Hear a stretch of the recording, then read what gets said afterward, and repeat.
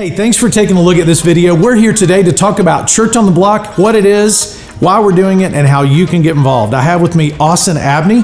He leads that ministry for our church. So Austin, tell us a little bit about how Church on the Block is different from coming to church in a building on a Sunday morning. Yeah, absolutely. Church on the Block really is something we've developed to make church accessible for the people that we live near, that we work with, and make it portable to bring into the neighborhoods and the places that we work.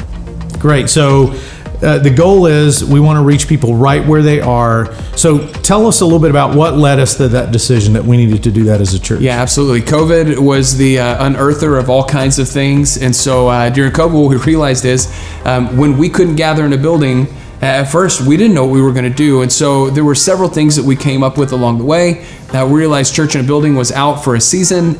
We came very quickly with a response with church online.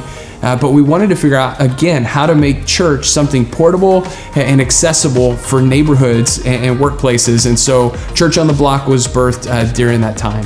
So if somebody's watching and they want to attend a Church on the Block, how would they do that? And then what's happening when they show up at a Church on the Block? Where is it? What goes on for the time they meet and stuff like that? Yeah, so first, what happens at Church on the Block? Everything that happens at church in a building is kind of put together in one easy package so that it can happen in your living room. And so here are the big four things that we do at Church on the Block. First, we meet together every single week and watch the same video message that's taking place on Sunday that morning. Secondly, we immediately after that message is done, we discuss those with group questions that we send out to all of our leaders. Third, every 4 to 6 weeks, we ask our Church on the Block groups to serve somewhere in their local community, and we have people on staff who are able to help you find the most strategic partnerships to serve at. And then the last one, every 4 to 6 weeks, we ask that a group hosts a party. I mean, who doesn't like to party? I love it. And the point being that you be able to invite people who don't have a church home and do life with people that do, and figure out what it's like to hang out and explore Jesus together. So what if somebody is listening to this or watching this and they think, I would like to lead one of those. I know people in my neighborhood that I work with or that I do life with, and I think they would come to that if I hosted that in my house or my community center or somewhere like that. What's a step they can take to find out how to lead a Church on the Block? We've done everything we can to make it as easy as possible.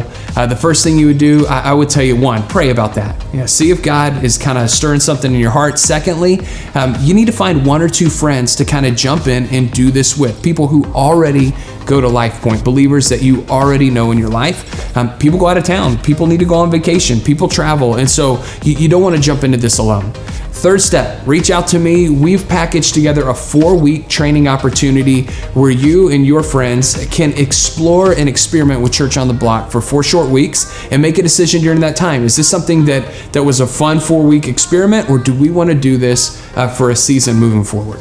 So this is not just an idea. We actually have people meeting in Church on the Block right now who are reaching their friends and reaching their neighbors who may have never come to church in a building or taken the time to watch alone church online at home. So tell me some of the stories about what's going on in Church on the Block right now. Yeah, so one of our groups that meets outside of Raleigh, they started with 6 people.